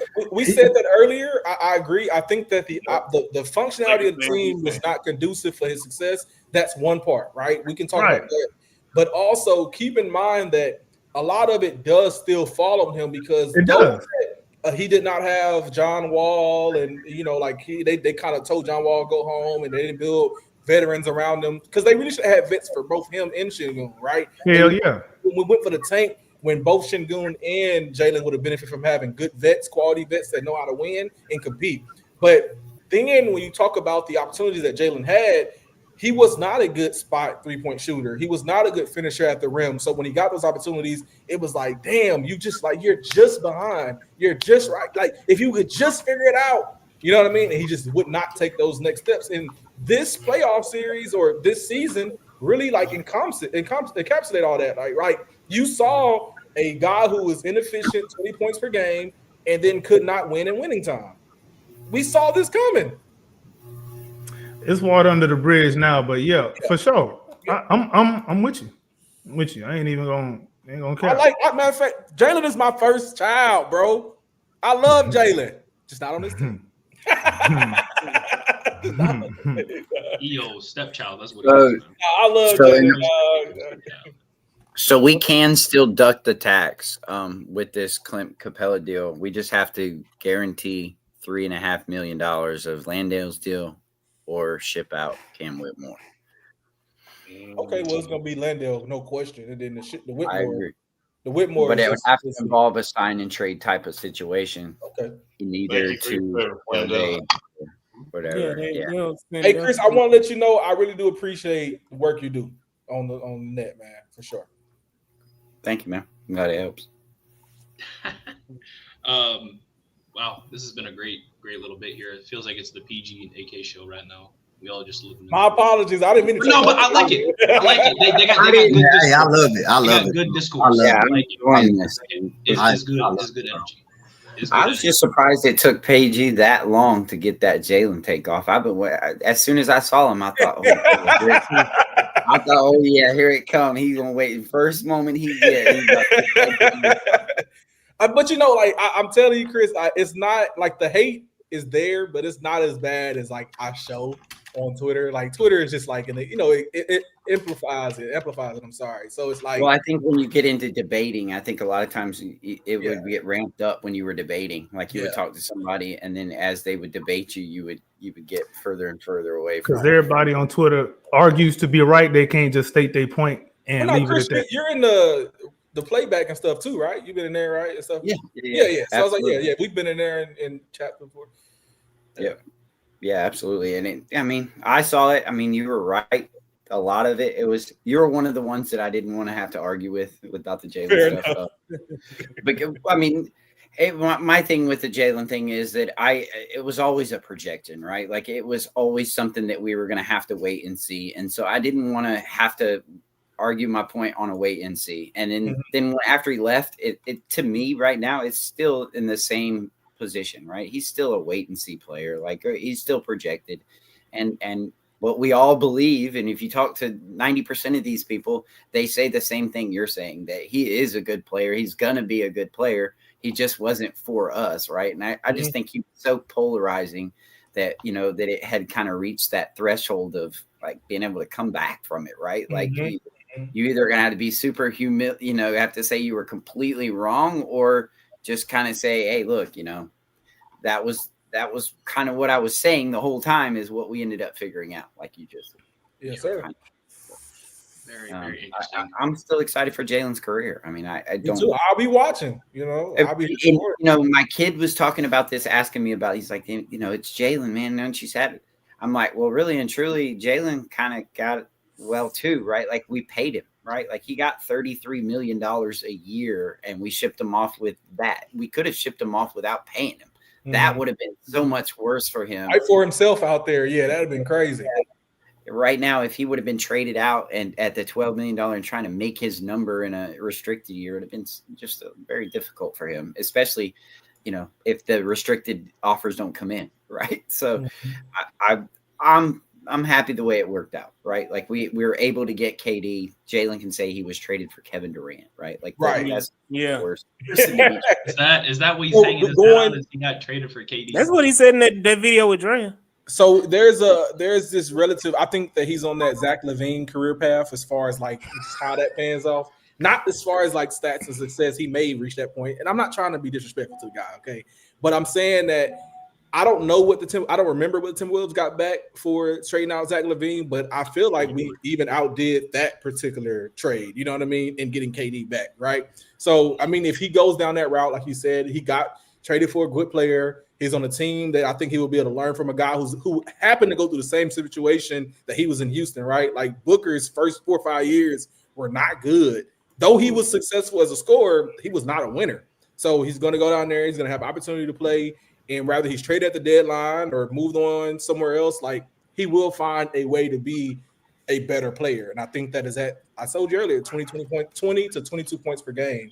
And maybe more, he may be even better than that. I'd argue that he traded us for 50 one time, maybe 70. Watch. If you could get him to learn from Booker and trade Booker for a haul, then you've rebuilt pretty much Booker. Right, exactly. And I think that they can bet on that. Man, that's a fucking great point, Chris. If you get any like 80% of Booker, you know what I mean, from scoring from him, you can then flip Booker for something else, and it makes sense, though. You know what I mean? Even if it's back to Houston, you know what I mean? If you want to get us, we'll take it. But you get your pick back. Yeah, but that is something that I agree thoroughly. Yeah, I agree thoroughly. I know the tea leaves are there, and we probably can save the topic for another episode next week. But what does a realistic Giannis trade look like for the Houston? It starts with Şengün. I know that, but what else would you have to give up player wise? Shingun, Cam, and Reed. Yep. Okay. That's the basis. You know. And Do then you think they ask for Tari, and do you give it? they're gonna ask for it. You don't have to give it. They're gonna ask for either. Well, you can't trade Jabari now, but they're gonna ask for it for sure. So who starts at center Think of for? something. Well, the unique thing about it is that you can play Giannis at center in an Ime defense, but you don't have to always do it. So the starting five is going to be either Steven or Clint, but the rotation is going to end up being KD and Giannis playing at 4 and 5. You know what I mean? Yeah. Just like that, casualties have been Man, can behave. And guess what, AK? If we Now come, we really if we want come out of this with 2 or 3 championships, I'm not gonna be mad. That's what the hell I No, want. you don't get to have it both ways. What am I having? I want. Bro. What have I been saying? I want this damn ring. I want to take my nieces and nephews to the damn parade before they get too old. Jalen. I ain't say I don't say don't do that. Bro. That boy Don't hedging even do right that. now, bro. That boy hedging right now. That's all. He want to be right so bad. What I'm hedging on? Okay, hold on. What I'm hedging on? Hashtag. Yeah, you know, you heard What what I'm- he said. Let me know what I'm hedging on. You can't say it's a casualty if we got a MVP, fam. Like that's just See, you doing the same thing that these dudes on Twitter be doing. I'm presenting the information. It's both sides. The good part, we got KD. This is the risk. The risk is you may have to give up some other stuff if you're not winning the way you need to win. That's the only thing I'm doing. But y'all looking at it one way or the other because y'all used to doing that arguing thing. Well, I gotta be right. All right, be right. You right then. I'm hedging. I'm hedging. I'm hedging. You doing exactly what he's saying. I'm presenting the information. You're your bet to always say I'm gonna be right on anything. No, I'm presenting the damn information. What did I say that was incorrect? Okay, let's just slow down for a second. I just want you to know you started off by saying the casualties would be if we don't win the championship. Yeah, if we don't win, these dudes will be gone. Now you're saying that because we're in win now mode, right? We're gonna trade for Giannis, and that would be a casualty. No, that's not what I'm saying. Maybe I'm presenting it wrong. That's not what I'm saying. Okay. My thing has always been after year one, because everybody is saying that we're gonna all the assets we have today, we will still have next year, the year after, and the year after. That's not realistic if you don't win in year one. That's what I've been saying. That's the whole point. Now, I don't even think that in the Giannis thing, I don't even think that's something that they would want to do immediately in this year one with KD. I don't even know if they would want to do that. The parity of the league lends itself for the Rockets to just go in and win a championship this year. Like the parity of the league, it's been a different champion for like the last 7-8 years. And that's cool. That's cool. But don't misunderstand me. I am talking about after year one. I'm not talking about whatever they do in the year one is what they're gonna do. If they decide they want to go all in, you're talking about a Giannis trade now. You're talking about a Giannis trade right now. No, I wasn't thinking that they're gonna do it right now. I don't think they would do the Giannis trade that right now. No. See, that's what I'm saying. That's break down the communication. See what I'm saying? I got you. Okay. I said after year one, we don't win a championship. There will be casualties. It has to be expanding this trade. Maybe I'm tripping. Chris, you were talking about expanding this trade, and because the Shingun, so forth, right? Like it would require us to trade Shingun, Cam, Reed, Jock, and some picks to get Giannis for this year. Correct? What I don't, money wise, for sure. Yeah. What I don't want is us to make a mid-season trade and us trying to figure it all out, like trading Shingun. Nah, that's good GM and AD. You can't say that, bro. You got to do that. If it's on the table to be had, yeah, you got to do that. You can't really just say no, bro. Giannis specifically, is there anybody else that you'd be looking at that Giannis level? That boy. Be like, hey. As a matter of fact, the Clippers got Brook Lopez. So is that the domino that puts? Lakers are losing the offseason so far. Listen. It is more important for the Lakers to lose than the Rockets to win. Hold on, Chris. Hold on, Chris. What were you saying? Is that the domino for what? Giannis. Oh, okay. For who? Because if he's sitting back waiting now, there are other free agents. Oh yeah, his team is getting weaker. Yeah. Correct. They re-signed Portis, but and KPJ. Yeah. Well, it depends on if they have a backup center option because Brooks wasn't all that good for them anyway last year.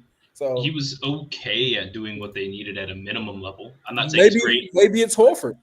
For the money, yeah. For the money, but they don't have the money to bring in Horford. Who would they have to get rid of? bring in Horford. Who they spending Hold money on. They're- on? they're- Hey, You they talking about spending LA? 50 on Dame. They I'm spending talking 50 on about. Oh, Giannis. Dame. 23. Oh, you talking about Milwaukee? I was Yeah, confused for a Milwaukee second. was his And- second Yeah, apron. he's hurt all. And they still got yeah. 25 or 23 on Kuzma too. Yeah, So between the two, that's Ew. 125 right there. Yeah. Minimum. That was a They horrible spend it. play Yeah. to get Kuzma. so They they're don't have money. pushing apron too. Maybe Yeah. it's a shift. I mean, you can put Portis plays the 5, but he plays the 4 too. So Portis at the 5, Giannis 4. You got Kuzma still, Dame, and KPJ. I don't Dame know. hurt his ACL. Dame's out all So this he year. done. Dame Or he out tore his for- Achilles. I'm sorry. Achilles, He tore right? his Yeah. playoffs. Yeah, so he done for a while. And that's another point. I know we had brought up James Wiseman, but before we got Capella, he's out. He's another Achilles victim. It happened early though. He'd be back mid-season. It Yeah, happened like is he ready 3 to or 4 play? days. So are the Bucks? Hey, what- they can what go are the get Bucks Bol doing? Bol. We can't get them no more, but they can get Bol Bol. Baby. Oh man. Would you rather have Bobo though over What is Bol Bol like Nigerian? What is he? He probably he's like he's Sudanese. he the Sudanese Wemby, baby. the one I'd have looked into would have been the Josh Minot. Okay, that's midnight. Yeah, I like that one. He'd have been one to be looking at, especially with Ivy. You probably could have got him at a cheap discount, and he'd have been one that, just like the Capella deal, you don't have to play him all the time. He'd be almost like a project. He's young. Yeah. Are we he's looking to free take agent. on projects because we barely developed? Well, you know, players last No, year? no more projects. You know There's what no I mean? projects Yeah. under KD. I don't- There's no projects. I think the Capella move is so that Ime has all the viable ways to play. Like now we can play any which way you want him to Yes. play, right? Yep. Like it's just the ability You sure? to kind If of he's Yes, not part of the yes, final AK, trade. we're sure. Nah. Because I'm thinking like we got to think realistically. If Ben Thompson has to miss a couple weeks, how that's gonna look? Yeah, we Fred, argued this. I Tari- argued this big time. Tari can give you Anybody some too goes as well. down. He can't. Anybody goes down in this roster, we start to get slack real quick in a lot of different ways. If Amen goes down, we don't have enough ball handling. Well, If Fred goes down, I think the misconception is like the only person that will hurt our wins will be KD at this point. You know what I'm saying? So we can still win games without any of the other players, even Şengün at this point. So What about Fred? Boston If got Fred this- goes even, down, even without Fred, we can win games. I think so. yeah, absolutely. Boston who got is this moving coming. the ball like just respectfully? Who is playmaking at that level with that level of ball handling? It would have to be a post dominant, so you have to go a lot more through Şengün and getting it to KD, but you just wouldn't have like that guard handling unless it was a man, right? Or Reed would have to step up. But the point is that you could win, like winning games and winning a series is different, or having a winning record is different, right? So if Fred was out for 15 games, KD could win you 10 of those. You know what I'm saying? Just without Fred. But would you want to put that load on them for the whole season? Nah. I don't know because I just watched them struggle in Phoenix. Now I know the teams are completely different, but they didn't have Way different, yeah.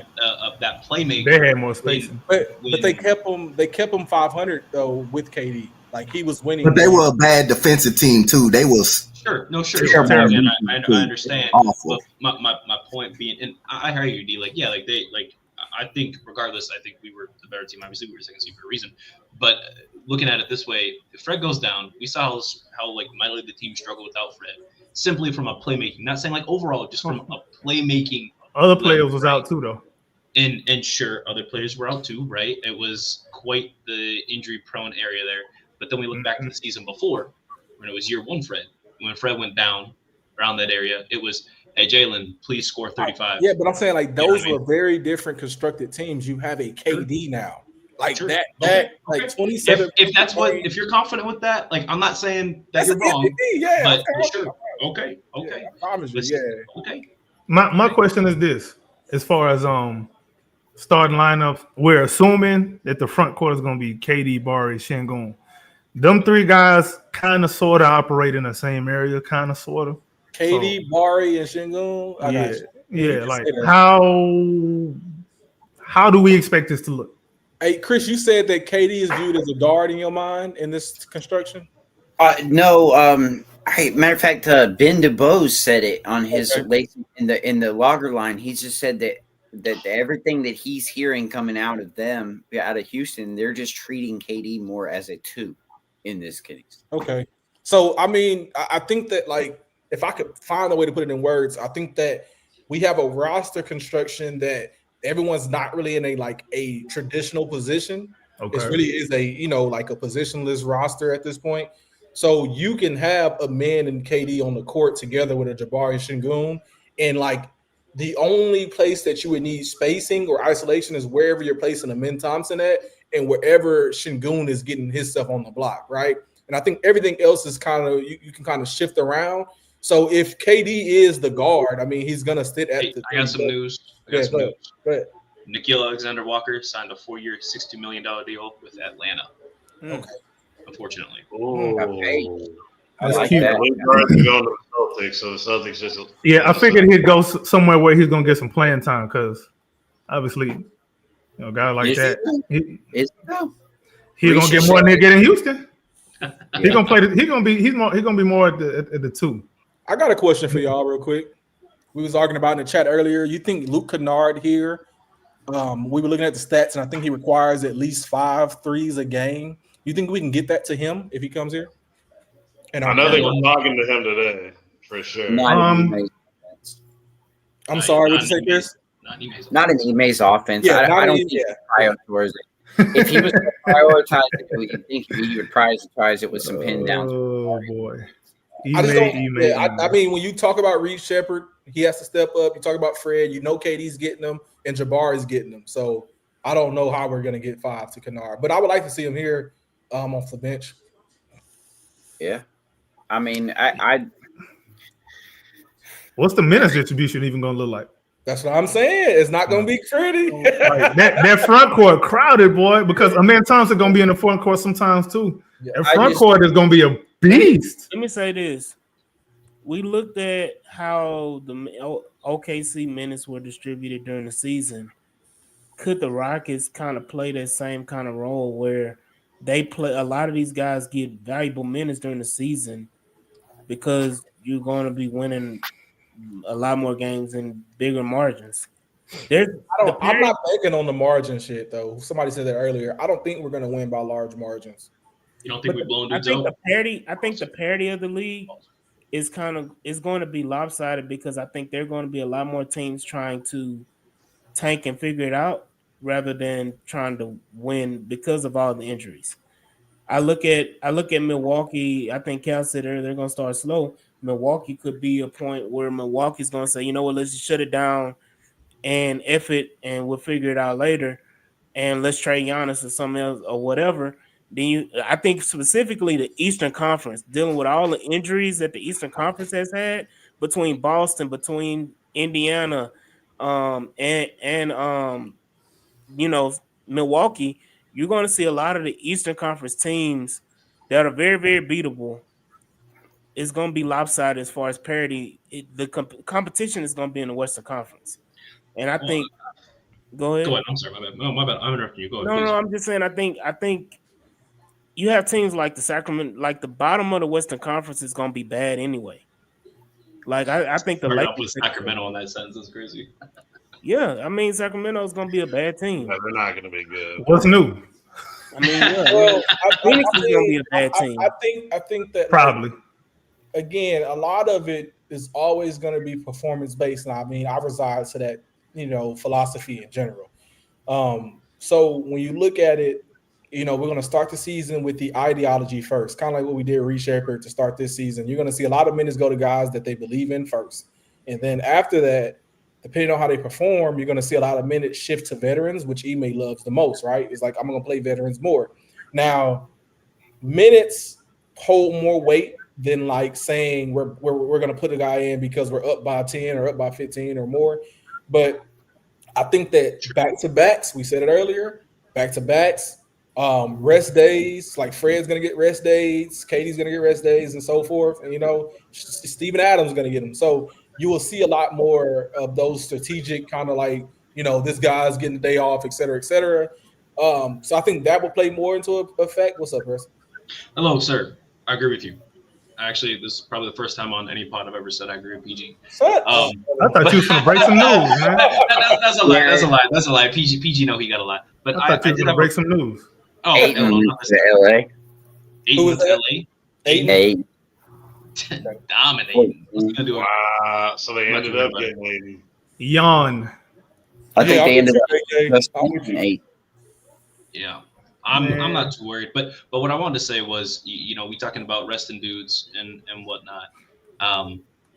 Off of just pure speculation, how many games do you think we win in this year? Close to 60. This for PG. This for PG, man. I'm 55 plus again. This is a 55-win team with a Okay. inefficient guard, right? So I mean, we have the same components that made us this. Mhm. And I mean, you can claim that maybe 5 of those wins were Dylan Brooks, but you got Finney Smith and you got KD. So I think you're still at that 55. I think that this time it doesn't feel like an overachievement, though. I think Okay. it's the type of 55. You think like expectation is 55? Expectation is 50, but I think we get 55 off of like this is a team that everything's clicking. We're mostly Okay. healthy going into the playoffs. So we pretty much not really going to be concerned with like seeding and none of that. I don't expect us to care too much about seeding. Well, we'll care about seeding because that's Ime's thing. But yeah, go ahead. I was just about to ask that. Do you think that we kind of punt on some more games this year and kind of look playoff heavy? Early. Not because I think seeding matters to Ime a lot. You know what I mean? I think he's kind of said it before in other ways. So, and I think this team, like, they can't play in the West. You can't play around with seeding. So I don't think it's something that's we'll figure it out. No, like you want to be top 4 and you want to sit in 2, maybe 1, but 2 and 3. Okay. If that's the case, then resting certain guys back to back ain't gonna happen. Well, but that's why you got the guys you have. Like you can still win and rest. My bad. I didn't mean to cut you off. No, you're fine. Is this a good regular season team though? I mean, you asking everybody? Why wouldn't they? I asked everybody. Yeah, like why? What would be the reason you don't feel that way? Let me ask that. It's like what would I just feel like it would be better for this to be I think the better option would be to be a playoff heavy thought early, right? I wouldn't care about seeding, and I would try to have the healthiest squad and the most connected squad coming into the playoffs. Well, let's look at the pros and cons. Let's look at both sides of it. Let's look at the pros and the cons. I don't disagree, but I think these are good points, very, very detailed points that we'll talk about throughout the season. It's going to be super fun. But let's bring up like the first 30 games of Tari Eason. You remember how like he played backyard, high effort, just rudimentary, like it was just crazy. And because he got injured, it kind of messed up a lot of his kind of like how it panned out for the rest of the season. So if you're talking about it from that point, that's where again the rest days come into play. But that's why you have to have depth. You know what I mean? Like that's where coming at you. Killer Cam coming at you real quick. Killer Cal still mad we traded Jalen. Yeah, like I'm not talking to Cal, bro. Like, come on. but the point is like, like if you have Dorian Finney, you have Tate, you have Holiday, you can win games rotating, cycling guys out, as in like Fred takes some days off and Holiday plays. There's going to be some rest days for KD. You have Clint now, so Steven Adams get rest day. Like it's going to fit. But now when you say it that way, I understand why you ask it because like when you going at such an intense level of defense and level of play that hindered us. If you look at what happened to Tari last season, so I get it. I don't think that we wouldn't be a good seasonal team though. You know what I'm saying? In-season team. I think they want to win the cup. I think they want to win games, so they're gonna be strategic in how they approach that. I'd be fair. Let's look at right. Like all these guys have had sustained long injuries in their careers. I mean, we're coming off Atari, Bari, you name it, man. Amen. You don't want to mess that up though, Chris. Like that mindset, like bro, that you fuck around and you 30 wins mid-season, like you know what I mean? Like, but we're looking at it. We 60. True, but I'm saying like that's that. Like it's not like okay. That's competency is what I'm trying to say. You know what I mean? Like it is a level to it that like but our 30 wins when we got it this season, we got ahead of the curve by like I want to say 8 to 10 wins, and it was like as long as we maintain this pace, we're good. But like 30 wins mid-season, and then we're dealing with fatigue and injuries. Like bro, that's not. Like shit can go bad fast. You go on a 10-game losing streak, which we almost hit February this year. Like, bro, like that's what I was gonna bring up. Like, because there's ebbs and flows through the season. Like, what if the start is a little slower than we want, Right. Or what if the start is a little faster than we expect? Well, we had Does that change the calculus along the way? I will say this though, I don't think that there's going to be a double-digit difference between the number 1 and number 2 seed again this year. Upcoming. Yeah, I don't think that. I don't think that. I think the Oklahoma Okay, City. so you're talking about? Yeah, I think they were a good team. I think they won a championship. They were champions. I don't think they're going to repeat and win 66. What they won 66, 68. 67, They 68. won They're 67. not going to win 68 games next year. Yeah, 68. With that, like a quarter of the league hurt with Achilles injuries to start the year. I don't know East about is that. wide That's in the East, though, huh? That's I in the think East. most of them in the East. I'm gonna say this. I Kyrie, don't wish bad on nothing. I mean, but that time is coming for SGA. Chill, motherfucker. Chill, bro. oh, Dark. This is a dark rundown, bro.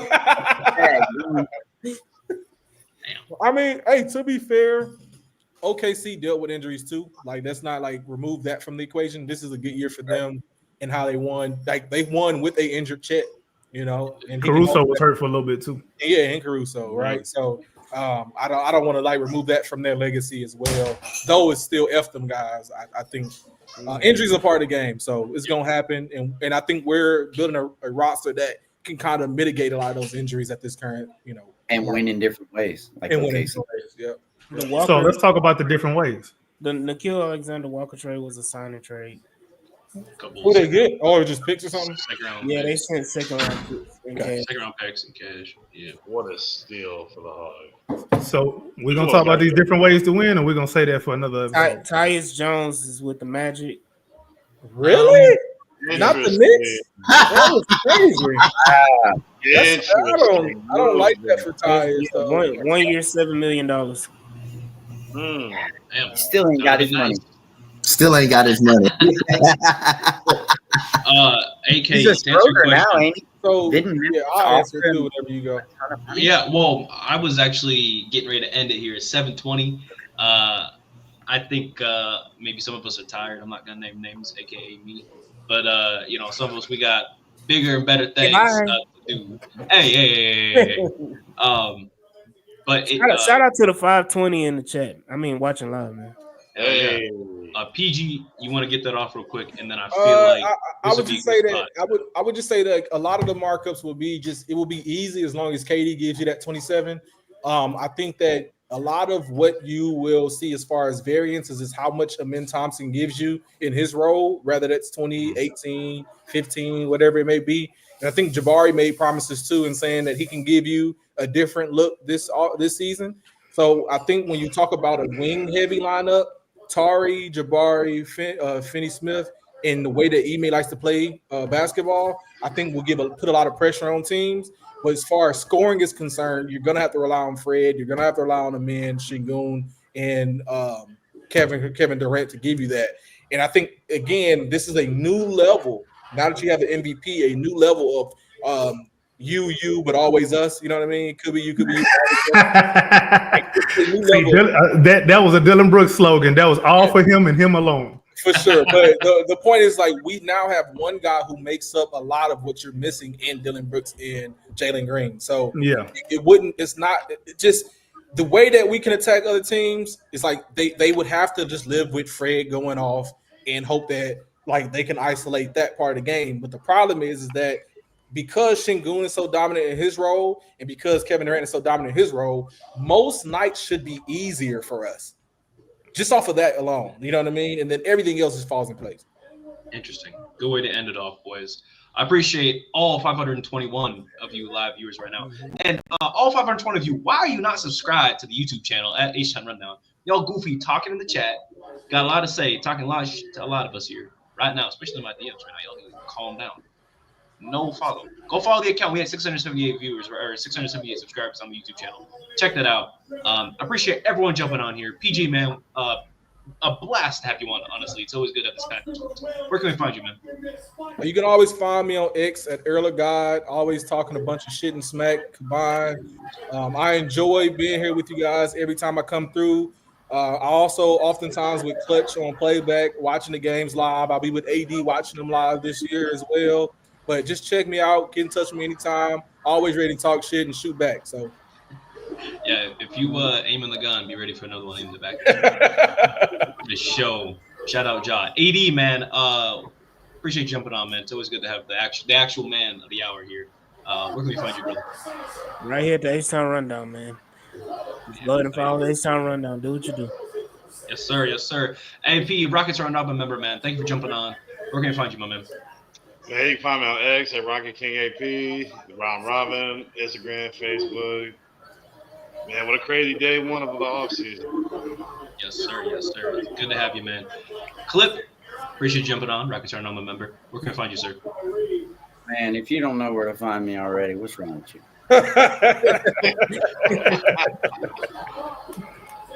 Valid question. You guys having me, man. I always have a blast on here.